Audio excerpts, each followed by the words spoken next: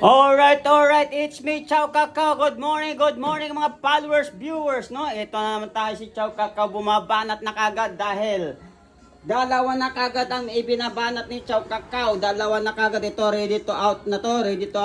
Ito ay papuntang out pa lang, no? Haha! Iyon ang tinatawag na Chow Kakao Lugaw. Kita nyo naman yan, no? Ito, ilalabas na ito. Kita nyo naman, dalawa na kagad ang binanatan ni Chow Kakao dahil ngayon, hindi na holiday. So, kailangan natin ng preparasyon ng matindi, no? Meron na tayong itlog. Meron na rin tayong itlog dito, syempre. Ayan, itlog ito, ano? Yan. Alright.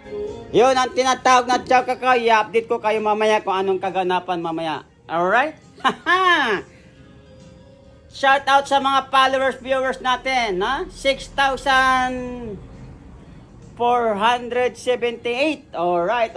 Ingat kayo lagi. Alright. Yun ang tinatawag na Chow Kakao. At busy na si Chow Kakao. Gagawa pa tayo ng Bicol Express, no? Bicol Express. Tapos meron na tayong manok dito. Siyempre may isda, no?